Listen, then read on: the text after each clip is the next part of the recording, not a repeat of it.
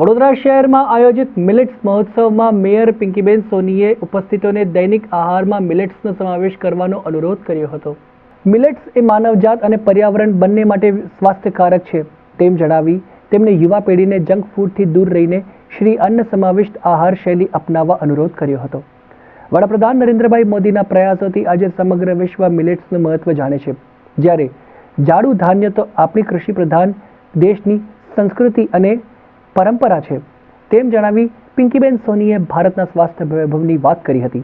Millets મહોત્સવ જેવા સાર્થક આયોજન થકી નવી પેઢી શ્રી અન્નના ફાયદાઓ અને ગુણોથી જાગૃત થશે તેવો વિશ્વાસ તેમણે વ્યક્ત કર્યો હતો।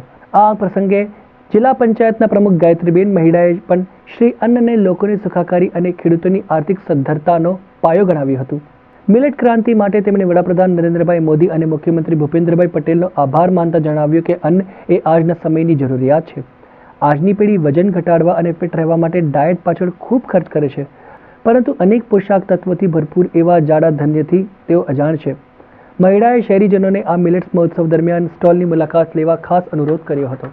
ઘણા બધા રાજ્યોનું આ પ્રમુખ ઉત્પાદન પણ છે, કારણ કે ભારત એક કૃષિ પ્રધાન દેશ છે, તો વિવિધ ખેત પેદાશો પણ આપણું પ્રાધાન્ય હોય ત્યારે દેશ અને દુનિયામાં આપણા આ મિલેટ્સ દ્વારા જે સ્વાસ્થ્યની સમૃદ્ધિનો વૈભવ છે તે દેશ અને દુનિયામાં પણ લોકોને પ્રાપ્ત થાય એ દિશામાં આદરણીય વડાપ્રધાનશ્રીએ જે પગલું ભર્યું છે એ પગલાંને અનુસરતા આપણે સૌ પણ લોકોને સ્વાસ્થ્ય અર્પી શકીએ તે દિશામાં આ મિલેટ મહોત્સવના આયોજન દ્વારા આપણે એમાં સૌ સાથે મળી અને એમાં ભાગ પણ લઈએ અને અહીં લગભગ 50 જેટલા વિવિધ સ્ટોલ પણ છે, ફૂડ કોર્ટનું પણ આયોજન છે અને વિવિધ હેન્ડમેડ વસ્તુઓ માટે પણ અહીંયા સ્ટોલ રાખવામાં આવ્યા છે।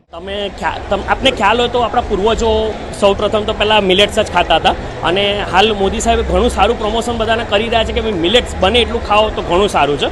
મિલેટ્સમાં રાગી તમે જુઓ ને તો રાગી નાના બાળકોના બ્રેન માટે, પછી પ્રેગ્નન્ટ લેડીઝો માટે, બાજરા આપણે જોઈ શકીએ છીએ, બાજરા બી આપણા શરીરો માટે ઘણા સારા હોય છે, લોકોની ડાયજેસ્ટને એ સક્રિય કરવા માટે છે, લોકોને સાંધાનો દુખાવો હોય છે, બહુ બધી તકલીફોથી દૂર કરતું હોય છે। તો મિલેટ્સ આ બધા વસ્તુઓમાં ફાયદા થતા હોય છે, તો મારું બી લોકોને કેવું એ છે કે ભાઈ બને એટલું મિલેટ્સ પર આપણે ડાયવર્ટ થઈએ તો ઘણું સારું છે આપણા બધામાં।